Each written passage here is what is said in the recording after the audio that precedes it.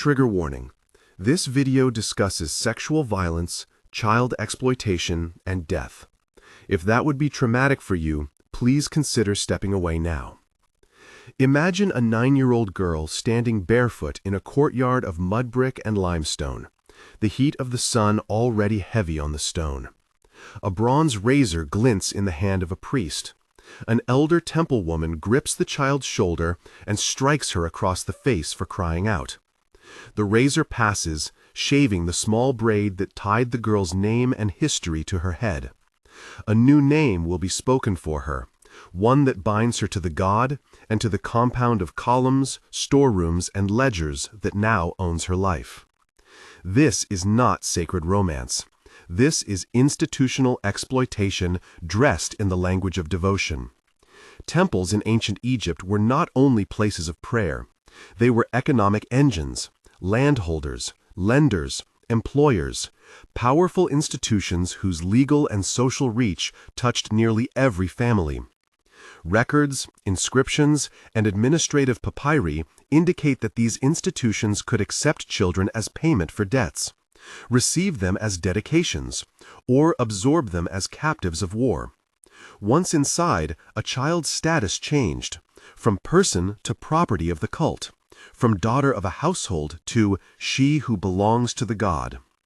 The question we need to ask is unsettling but necessary. What did it mean in practice to be called a bride of the god or servant of the god? How did sacred language serve as a legal instrument to control bodies and silence dissent? What did daily life look like for the girls who entered temples, willingly or not? And how did the rituals of the cult transform their identities? If you want to hear the stories that monuments leave out, subscribe. To understand these questions, we first need a brief reorientation. Temples in pharaonic Egypt were complex enterprises. They held land, received tax exemptions, maintained agricultural staff, owned cattle, and managed workshops. They provided social services, but also extracted labor. Being dedicated to a temple could mean social protection for some, but the same mechanism could be used to remove agency from the most vulnerable. Administrative documents and funerary inscriptions reveal that temples functioned like legal persons. They could hold property and people. They could arrange marriages or deny them. They could enforce rules with their own overseers and sanctions. The scale and form of these practices varied across time and region. What we can say with confidence is that in a number of places and periods, the temple's power included the capacity to bind children into lifelong service.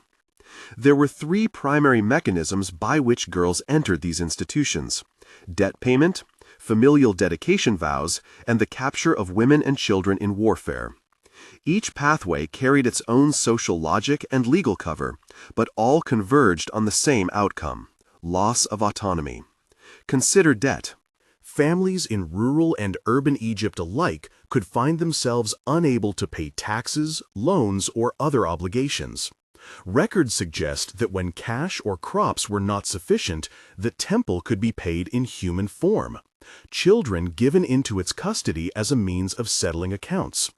For parents, this could be presented as an act of devotion, a sacrifice on behalf of the family, a transfer of one daughter into a sphere of religious protection. For the institution, it was a way to secure labor and to increase the number of dependents whose work would sustain the cult. The child's agency, however, was not part of the ledger. Then there were dedications. Vows made to the god could bind a family member into temple life. A husband or father might swear that his daughter be given to the god in return for a favor or in gratitude for deliverance.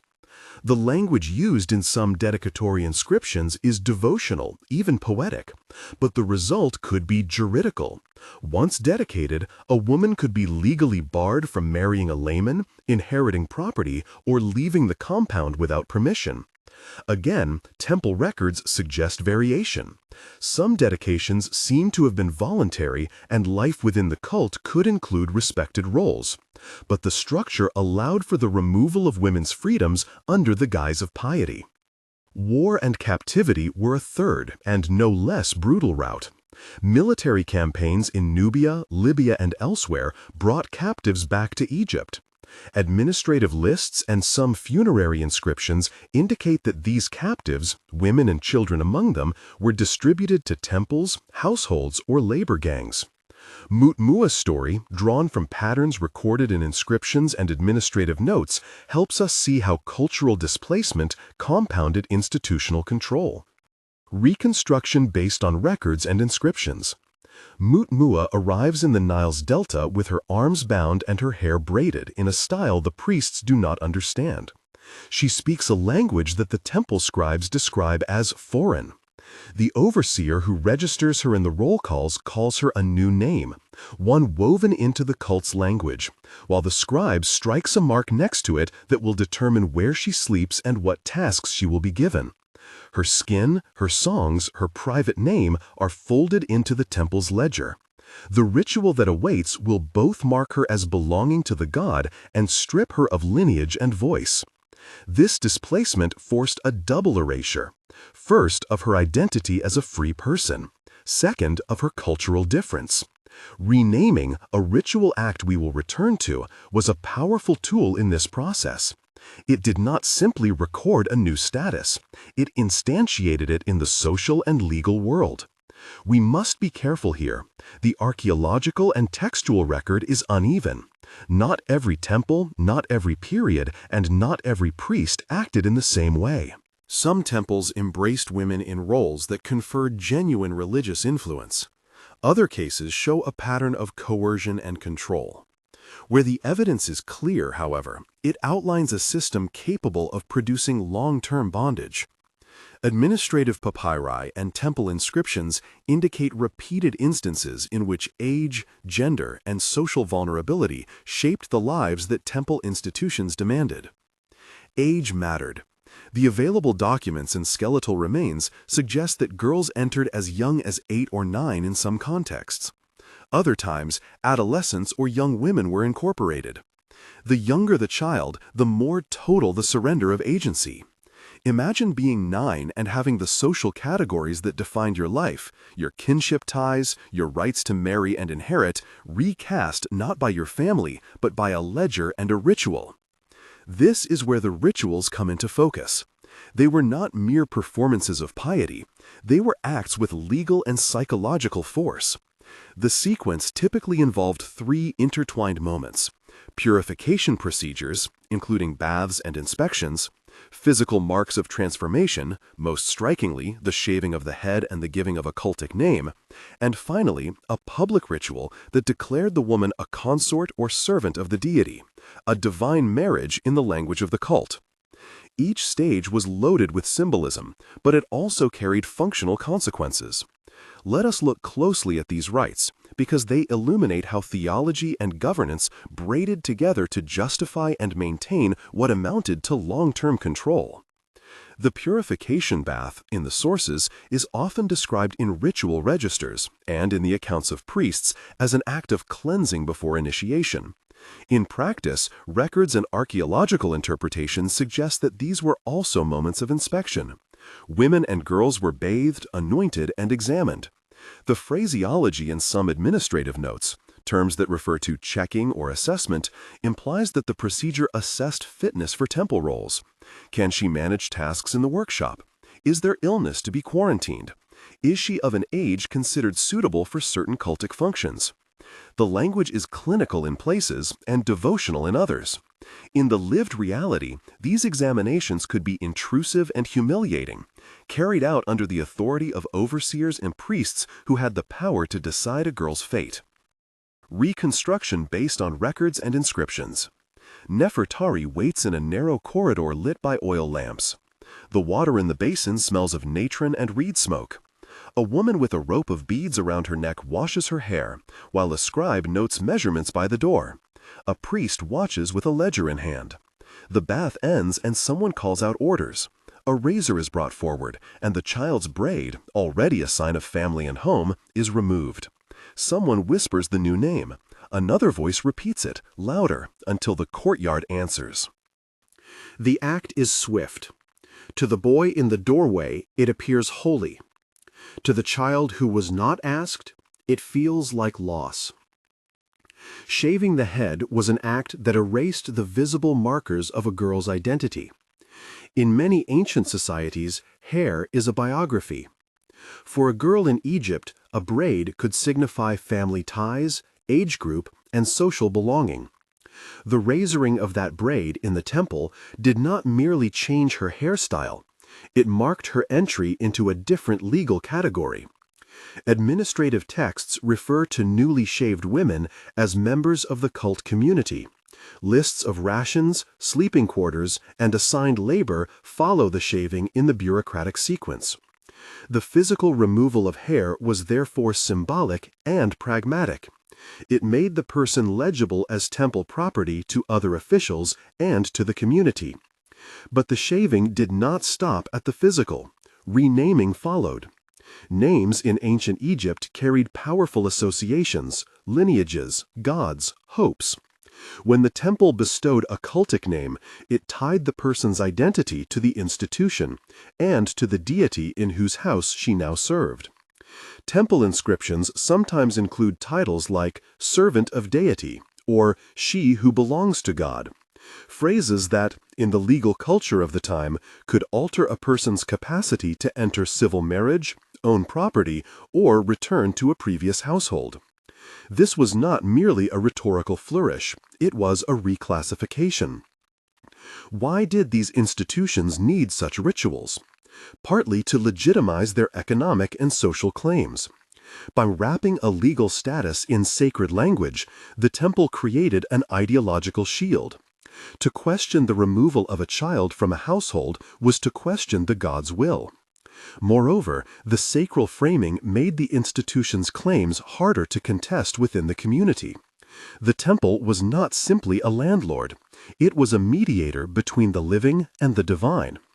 To refuse the god's bride risked social and spiritual sanction. None of this removes the human reality of what happened inside. The rituals established boundaries and roles that the temple could then police. Those who supervised the compounds, priests, senior temple women, overseers, had the authority to demand obedience. The evidence indicates a system of surveillance and enforcement, rules documented in administrative notes, punishments that range from corporal reprimand to exile, and social practices that minimized dissent. The tools of enforcement were both legal and physical.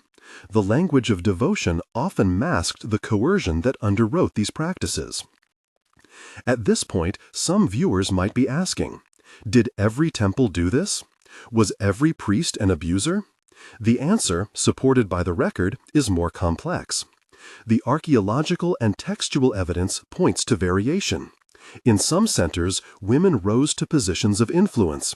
In others, the records show patterns of coercion and systematic control.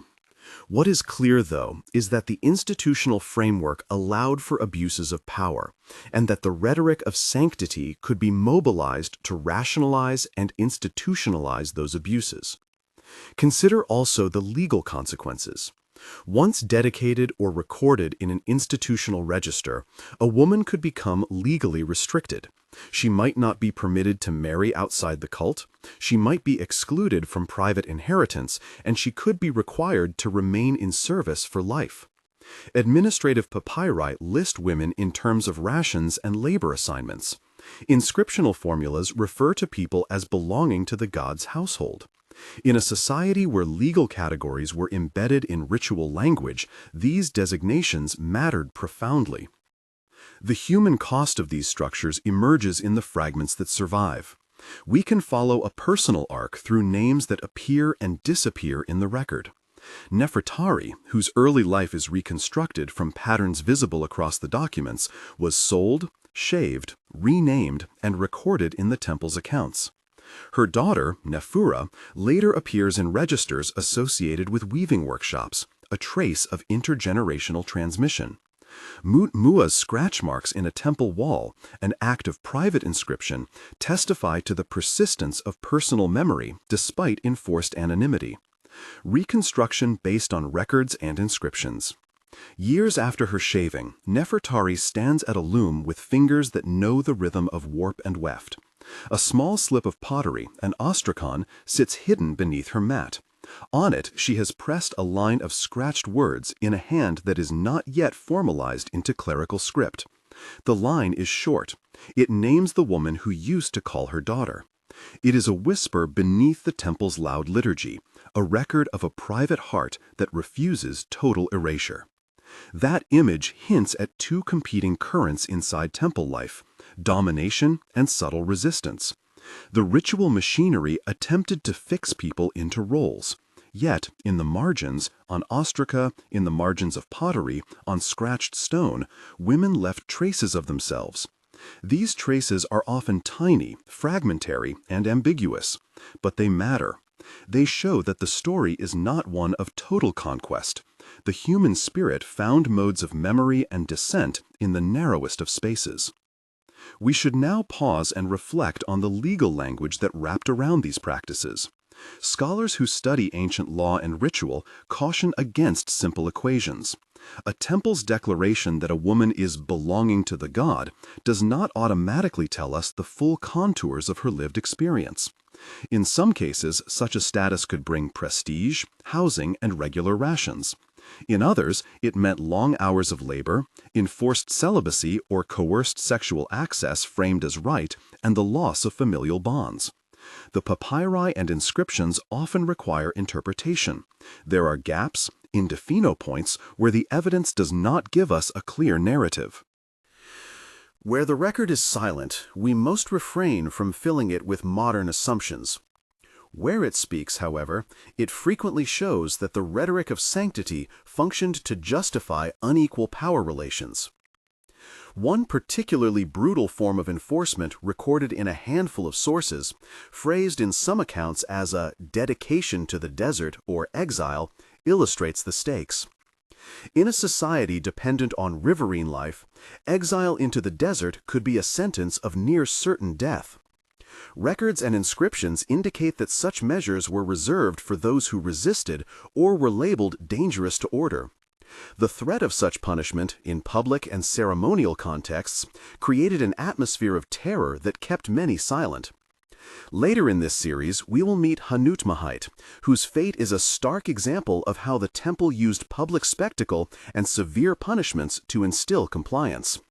For now, it is enough to note that enforcement included both everyday coercion and extraordinary sanctions.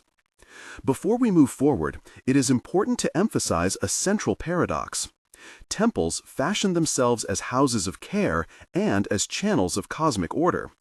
The same institutions that administered medical knowledge, that preserved ritual calendars, and that organized community festivals were also capable of functioning as mechanisms of exploitation. That paradox is at the heart of the problem we are investigating. The language of holiness made it harder for contemporaries to challenge the exercise of power, and it complicates how modern viewers should approach monumental remains. The colonnades and reliefs that tourists photograph today were built with labor and revenue shapes in which both religious devotion and social control were interlaced. The rituals we have begun to outline, the baths, the shaving, the renaming, are part of the mechanism by which the temple converted a girl into a different legal and social being. But ritual alone is not enough. It must be followed by systems of everyday regulation. The next phase in a woman's induction involved the assignment of tasks, the allocation of rations, and enrollment in the temple's surveillance network.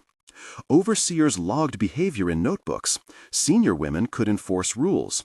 Periodic inspections kept the compound functioning. These administrative practices meant that the ritual reclassification endured in practice, day after day. We will take that next step soon. There, we will trace the routines, the enforced silence, the specific types of labor, the inspections that functioned like constant audits of bodies, and we will look closely at the extent to which those routines included coerced sexual access under a ritual rubric. For now, we have to acknowledge the uneasy fact that sacred language was sometimes used to make legal what would otherwise have been called abuse. The bride of the god could, in certain institutional contexts, be a juridical category that removed the protections of kinship and placed a person entirely within the power of temple authorities. As we prepare to move into the daily reality of the compounds, into the rhythm of work, the instruments of policing, and the ceremonies that transformed private violations into public acts, remember the faces at the beginning of this narrative. Nefertari's braid fell into the dust. Mutmua's tongue learned a new name. Notes in a monastic ledger marked Nephira's place at the loom. These are not hypothetical figures. They are reconstructions based on persistent traces in the material and textual culture. Names in lists, scraps of legal phrasing, and marks on walls that survive the centuries. They urge us to read the monuments not only as testaments to artistic achievement, but as archives that include pain. Here is the question that will guide our next section. How did the daily administration of temple life enforce the categories created in ritual? And how did the rhetoric of the cult serve to normalize what, by any humane standard, we would call coercion? We will trace the mechanisms of enforcement, the cycles of punishment, and the small acts of resistance that kept memory alive. We will also examine what the records, those administrative papyri and inscriptions, actually tell us about the frequency and legal framing of so-called sacred unions that, in practice, meant coerced sexual access. But before we step into that world, one brief clarification about sources. Where I refer to records, inscriptions, and administrative papyri, I am drawing on the class of documentary material archaeologists and historians have excavated and cataloged. In many cases, the specific titles or catalog numbers are not preserved in the public corpus available for this narrative. Where a named papyrus or inscription is relevant and verified, it will be cited in the video description and accompanying notes. Where the documentary trace is ambiguous or absent, I will mark the point as indefinido rather than inventing details. Now imagine the courtyard again, only this time at dusk. The lamps are lit, the day's work has finished, and a low chant rises from the inner sanctum. The doors of the compound close. The registers are updated. The women assigned to spinning and weaving file back to their dormitories. Somewhere in the rooms, a young woman traces the edge of an ostrakhan and writes, in a hand that trembling, the name of her mother or the village she once left. Those small hidden marks, little acts of remembrance, are how we begin to reconstruct lives that institutions tried to erase. We will continue by following the ledger into the daily routines, by reading the inspection notes, and by listening for the voices hidden between the lines of official ritual. The next section will take us deeper into the compound, where the theater of sanctity and the administration of control intersect most sharply. The ledger is not only ink on a page, it is the rhythm that holds the compound together. From dawn, the day in the temple is organized like accounts. Labor posted, rations issued, chores recorded, infractions logged. The beat of work, grinding grain, tending ovens, weaving linen, polishing altars, carrying water, meant life was counted and contained. Administrative papyri and inscriptional lists show how tasks were parceled out, how allocations were mathematically precise. A measure of grain, a ration of oil, hours at the loom. These are the ordinary, daily mechanisms by which ritual reclassification translated into prolonged control. Within this ordered day, silence became an instrument. The compound was structured to minimize contact with the outside world. High walls, guarded gates, and dormitories where women slept in rows on reed mats under the same roof. Senior temple women and overseers enforced a disciplined quiet. Speaking out of turn could draw reprimand. Repeated talk could lead to harsher penalties. The enforcement of silence served practical ends, order, efficiency, but it also severed ties to family speech, to the gossip that keeps identities alive. Records indicate penalties for talking in forbidden places. In some inspection notes, infractions are circled or marked with stern notations. These small bureaucratic brushes are the fingerprints of social control. Inspections punctuated the weeks. The same registers that recorded rations also contain entries that scholars read as periodic checks. Notes on health, on suitability for assigned tasks, on interruptions to labor. These examinations were framed in ritual terms, purity checks, fitness for service, but in practice they were audits of bodies. The language of the records, phrases that translate as checked, sifted, or examined, suggests a routine of bodily oversight. For girls and women, inspections could determine new assignments, reveal pregnancies, or mark someone as unfit and therefore subject to punishment or reassignment. The inspection was therefore both management and surveillance. Reconstruction based on records and inscriptions. At sunrise, the overseer opens a leather roll and calls names. One by one, they approach a low bench where a mat lies spread. A scribe makes a quick mark with a reed stylus. A midwife in training counts pulses and notes swelling at the waist. A woman whispers to her neighbor. The whisper is sharp with fear because a mark today might mean a new assignment, or it might mean being pulled aside for a ceremony that will change everything. We must be careful with wording here. The records show that some women under temple care received medical attention, food, and relatively stable lodgings. In some contexts, service brought security. At the same time, the administrative structure that guaranteed rations and shelter was exactly the structure that allowed the temple to control marriage, childbirth, freedom of movement, and sexual access. It is this ambivalence that makes the temple an institution both protective and predatory, depending on circumstance and power dynamics. It is now necessary to confront the ritualized mechanism that most directly connected temple power to bodily control, the set of practices historically referred to as divine marriage, sacred union, or the language of being a bride of the god. These terms appear frequently in inscriptions and ritual texts. Their poetic tone was part of cultic language. But when we move from elegiac formula to administrative reality, the phrase can mask coercion.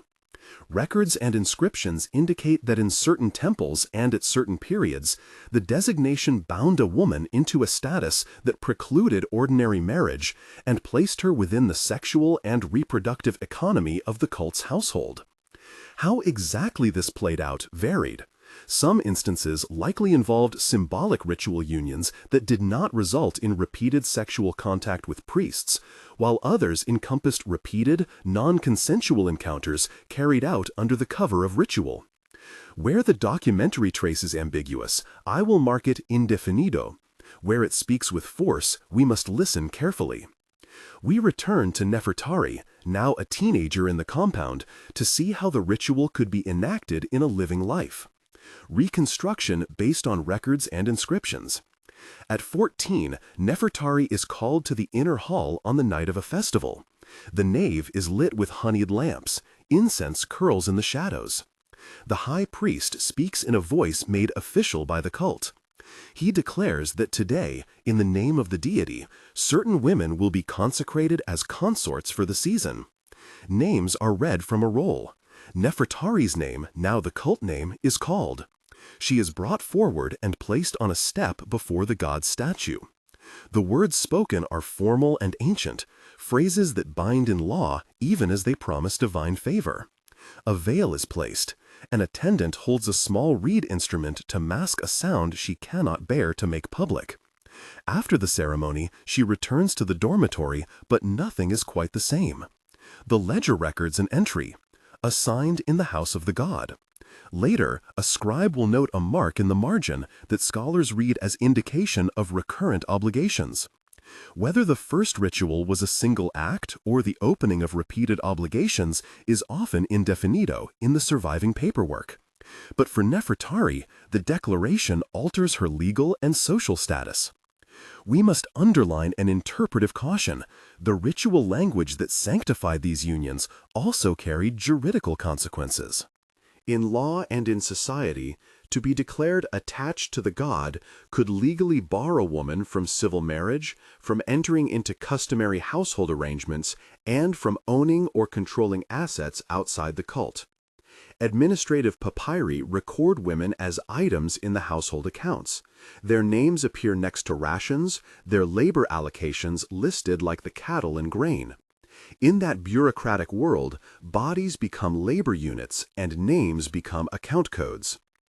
Pregnancy reframed status in institutional terms. When a woman conceived, the temple had institutional choices. The child could be claimed by the cult, especially if the mother was a registered member of the god's house. Records show entries that appear to list children for rations and training. In the same way that a woman's labor sustained the cult, her children's labor could be absorbed into the temple's workforce. Nephura, reconstructed as Nefertari's daughter in the registers we follow, appears in later lists associated with weaving workshops and with the long continuum of aside labor. Her presence in the registers is a fragmentary but powerful testimony to intergenerational continuity. The child of temple women could be drawn into the same structures that had bound her mother. The mechanics of such absorption had both practical and ideological logic. Children born in the compound were practical assets. They could be trained, placed into household service, or given roles in the temple's productive cycles. Ideologically, their birth within the house of the god could be read as the temple's reproduction of its own workforce and its own religious household. This process is one reason the institution could remain self-perpetuating across generations. Reproduction of the system did not proceed without friction. There are records, scarcer but present, of women punished for speaking, for attempting to contact relatives, for refusing assignments. Takayat's story, known to us through a cluster of notations that align with patterns in the archives, is instructive. She was known to murmur to a neighbor during evening hours, and the reprimand was recorded as a disturbance of order. On a later entry, an overseer's note indicates a corporal punishment followed by temporary isolation. The publicness of such punishment served as a deterrent. It demonstrated the cost of disobedience. Reconstruction based on records and inscriptions. Takayat is caught whispering a name that is not the cult name. An overseer interrupts her at the loom. The beating is swift, delivered in the courtyard before others who are ordered to look on. The scribe makes a precise note, corporal correction for talking. Takayat returns to her station and, for a while, her eyes twitch each time a shadow passes. Later, when a visitor asks after her, the senior woman answers with the neutral phrase, "She is well within the house of the god." Public correction and observation was paired with an even grimmer instrument when someone was labeled repeat troublemaker or insubordinate, exile.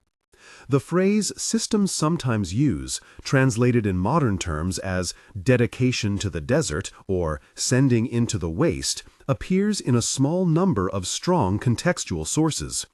Scholars caution that the precise legal character of this punishment is indefinido in many instances. We do not always have a full narrative or the original legal diction. Still, in a riverine society where life depended on control of water and fertile land, forced removal into the desert was effectively a sentence that denied survival.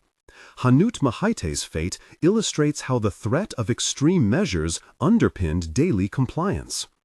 Records and ritual narratives make the political function of such spectacles clear. The public nature of punishments, the ritualized language used to justify them, and the visible removal of bodies into zones of death and disappearance all functioned together to maintain order. The ledger's authority was not merely bureaucratic, it was performative. The inscriptional and administrative traces that survive suggest that these acts, though not universal, were real instruments of control in some contexts. What happened to bodies after death is another domain where institutional practices effected erasure. Archaeological work at some sites reveals differences in burial practice. Official temple burials could be marked, elaborate, and public for wealthy patrons and elite priests. For mujeres and girls assigned to service, the trace is often one of anonymity. Unmarked communal graves, mass deposits, or burials in peripheral areas occur in the archaeological record of some temple contexts. The association between anonymity and institutional status appears in funerary notes and in omission. Where a person's name might be expected, the register is silent. In some cases, names were deliberately excluded from stelae or lists, a form of bureaucratic erasure that complemented physical disregard in death. Where the archaeological trace is suggestive but incomplete, I label it indefinido rather than invent specifics. This erasure extended to memory. The formal liturgies and monumental reliefs of temples celebrate gods, kings, and pious donors. They rarely speak the names of those whose labor built the carved colonnades. Yet, within the margins, in spaces official narratives could not wholly control, women and girls found small ways to resist the forced quiet. Ostraca, shard inscriptions, faint carvings, and coded patterns in textile work survive as the thin but stubborn testimony of persons who refused total erasure. These acts were not public declarations of rebellion. They were private, often hidden, and persistent forms of testimony. Reconstruction based on records and inscriptions. Mutmua, years after being given a cult name, sits by the compound wall with a pointed reed and presses a notch. It is not an inscription meant for priests or for the scribe. It is a fragmentary line of phonemes from the language she once spoke. She scratches them into the lime and covers the marks with soot so only a careful eye will notice. Centuries later, an archaeologist brushing dust will find the notch and wonder at its hand. The mark is small, perhaps meaningless to most, but to a family in a village far upriver, it is a whisper that someone lived and remembered. These traces form the archive of resistance. We can detect patterns. A repeated motif in weaving that encodes a name, an ostracon with a single personal word, a scratched line that echoes a lost village name. They show that the human impulse to mark oneself and be known persisted even under the most stringent conditions.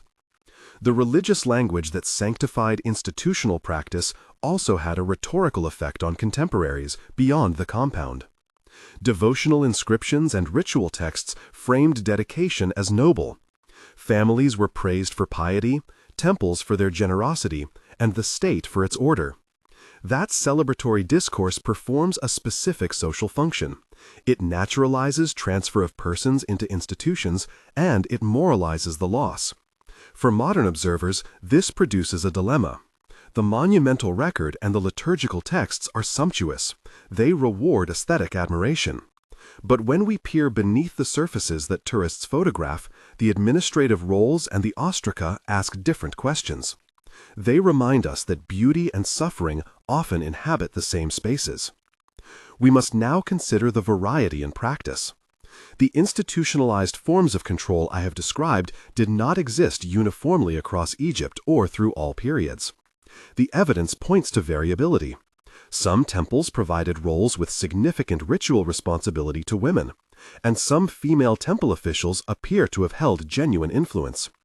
There were honorific titles, economic privileges, and points of agency preserved for some women within the cult. Other temples, at other times, used the same institutional frameworks to impose prolonged subjection.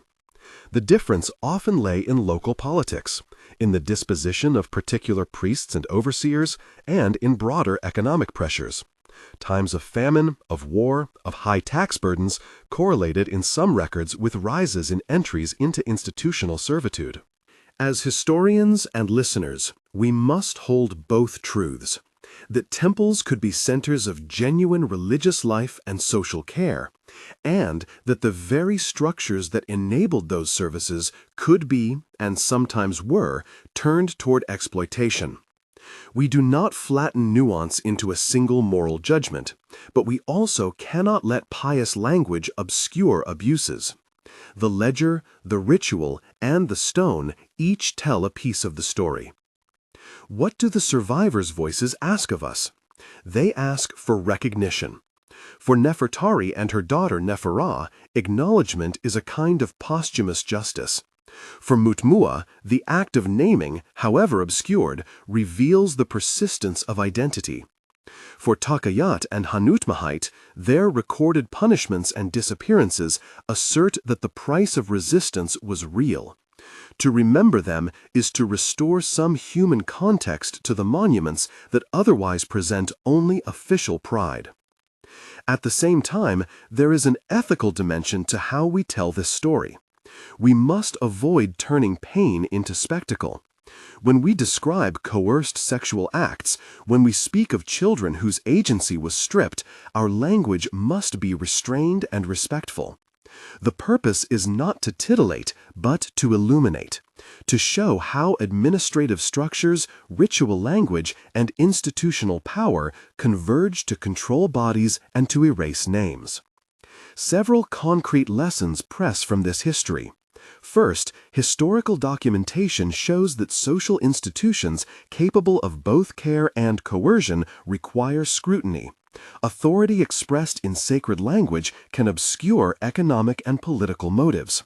Second, the archival traces, papyrus rolls, ostraca, inscriptions, are partial, but they matter. They allow us to reconstruct lived experience in a way that monumental rhetoric alone cannot. Third, memory survives in fragile ways, in scratched notes, in coded weave, in a shard that bears a child's line. Those fragments are worth listening to. As we approach a close, it is worth asking how this history should alter our relationship to the spaces and objects we now revere. When we stand beneath a row of columns or admire a painted relief, we should allow the monuments to be polyvalent, to hold divine aspiration and human cost simultaneously. The same stones that were set for worship were also set with revenues drawn from labor and from bodies whose names sometimes never made it to the stele. Recognizing that complexity does not diminish cultural achievement, it deepens ethics. It teaches us to ask whom the monuments celebrate and whom they silence. There is also a contemporary lesson, but it must be approached with care. Institutions that use sacred language to validate authority can develop incentives to conceal abuse. That is a pattern to observe and question, but it would be a category error to equate practices across millennia without careful historical contextualization. Ancient structures are not direct analogs for modern organizations, yet the mechanisms, economics, secrecy, ritual legitimation, allow us to ask useful comparative questions about power and accountability. Any modern parallel must be drawn analytically and sparingly, not as moral bullying, but as an invitation to vigilance. What then do we do with this knowledge? First, we remember. Saying the names that inscriptions suppress is a small act of justice. Second, we demand careful reading. Scholars, museum curators, and travelers alike should bring administrative texts and marginalia into view when they interpret monuments. Third, we support work that recovers marginalized voices in the archaeological record, projects that publish ostraca, that analyze fragmented inscriptions, and that place labor and gender at the center of temple studies. The bibliographic sources that inform this reconstruction will be listed in the video description. Where specific papyri or inscriptions can be named and verified, they will be cited there. Where the documentary trace is incomplete, I have labeled it indefinito rather than inventing detail. Before we end, one final reconstructed moment, small and unadorned, to hold the human cost in focus. Reconstruction based on records and inscriptions. In a dawn corridor, Nephira ties a small strip of linen into the warp of her loom. The pattern is a name, a syllable that does not appear in the official lists. She hums a tune, a short cadence learned from a woman whose face the register never records. The song is not liturgical, it is a memory. In years to come, a shard of pottery with a few incised letters will be found near the dormitory. The letters do not make an epigraphic headline. They make a whisper. Someone lived here, someone loved, someone remembered. We began with the image of a child's braid falling to the earthen floor, and the sound of a reflexive slap for crying. We return to that image not to sensationalize, but to insist that history's beautiful stones can bear witness to sorrow. If we honor the past, we honor all its voices, not only the names carved in stone, but the ones scratched in secret. Remembering these women restores part of their humanity and challenges the idea that holiness alone is a sufficient explanation for institutional practice. If you want to support work that brings these obscured stories to light, check the description for sources and further reading. Share this video with someone who cares about the human stories behind monuments. And if you found this account important, consider subscribing so more of these histories are told and remembered. Thank you for listening carefully and for bearing witness to lives that too often went unrecorded.